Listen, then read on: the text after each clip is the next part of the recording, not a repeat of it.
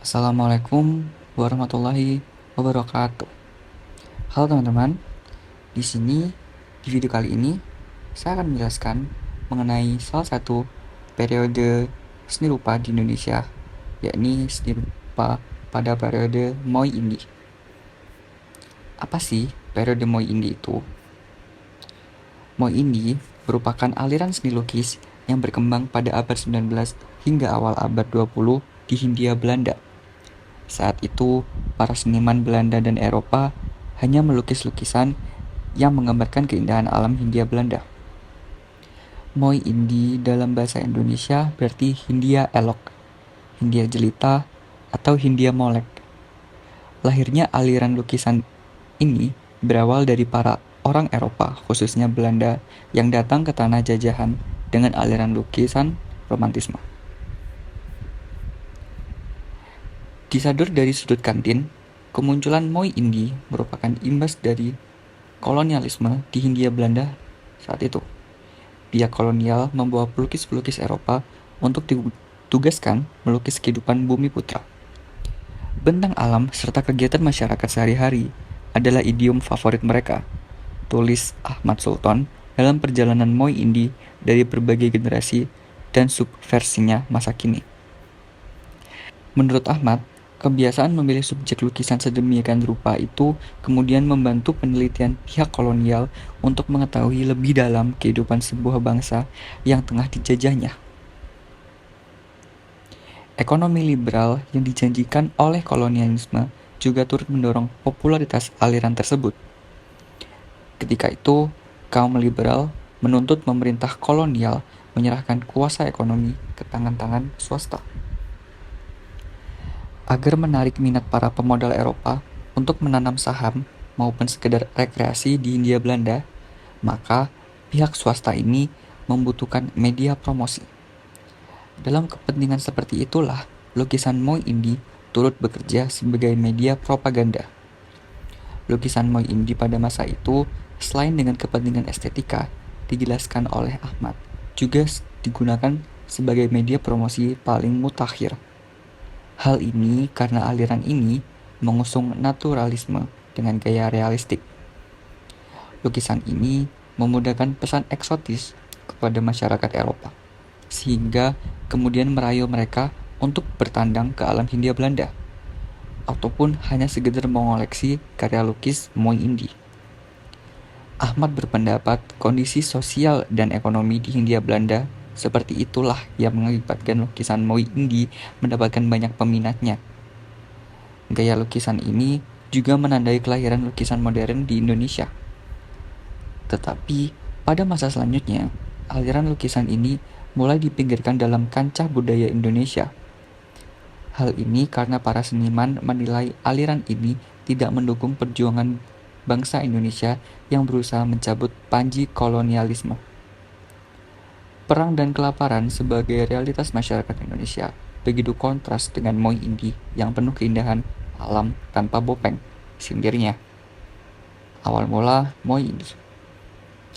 Aliran lukis romantisme masuk ke Hindia Belanda melalui seorang pelukis dan juga pembuat litografi bernama Antonio Auguste Joseph Payen. Dia merupakan pelukis lulusan arsitek di Renard di Domik, Belgia. Dirinya datang ke Hindia Belanda pada tahun 1817 dan tinggal di Bogor. Di setiap kawasan yang dikunjunginya, Payen selalu menghasilkan lukisan yang mengabadikan tempat-tempat atau peristiwa yang dianggapnya indah dan menarik. Payen kemudian memegang peran penting dalam kelahiran Moi Indi, sebuah lukisan alam yang bersuasana teduh, tenang, indah, dan jauh dari gejolak. Penggambaran keindahan Hindia yang nolak. Tulis Arif Abdurrahman yang berjudul Dari Romantisme Terbit Moi Indi yang dimuat Medium. Menurutnya, pelukis yang beraliran Moi Indi dapat terbagi menjadi 4 kelompok besar, yakni yang pertama adalah orang asing yang datang dari luar negeri dan jatuh cinta pada keindahan Hindia Belanda, seperti F.J. Ducatel, Manus Bauer, atau Carol Dijk. Kemudian ada juga orang Belanda kelahiran Hindia Belanda, misalnya Henry van Velzen, Charles Sayers, atau Ernest Dessen. Ada juga orang pribumi yang berbakat melukis seperti Raden Saleh, Basuki Abdullah. Selanjutnya adalah orang Tionghoa yang mulai muncul pada dasawarsa ketiga abad ke-20, khususnya Li Manfong, Wei Tianguan, dan Biao Tikui. Para pelukis ini terus menguasai gaya aliran lukisan hingga dasawarsa abad ke-20. Banyaknya narasi tentang alam yang terekam dalam visual Moi Indie pada masa lampau memberikan hal baru. Gambaran real atau kondisi alam Indonesia di masa silam mampu memberikan perbandingan dengan keadaan alam Indonesia pada saat ini. Berfungsinya lukisan Moi Indie dalam hal tersebut disebabkan sifatnya seperti fotografi, seperti dalam lukisan Basuki Abdullah berjudul Gunung Merapi dan Kali Opak yang terbit pada tahun 1935 hingga 1933. Lukisan ini menampilkan Gunung Merapi sekaligus alam sekitarnya pada masa silam. Di masa Moi Indie, lukisan yang diproduksi juga tidak tentang bentang alam, melainkan gambaran kehidupan masyarakat. Ambil contoh, lukisan Raden Saleh berjudul Potret Pasangan Jawa yang terbit pada tahun 1857. Lukisan tersebut menampilkan ciri manusia Jawa di masa lampau. Dalamnya terlihat bagaimana cara berpakaian, juga pakaian seperti apa yang dikenakan oleh masyarakat pada masa itu. Kehadiran Moi Indie memang mengandung pengetahuan masa kini, walau tak pernah disadari. Namun, berbagai pergerakan sejarah membuatnya pernah absen dalam ruang aliran seni lukis di Indonesia.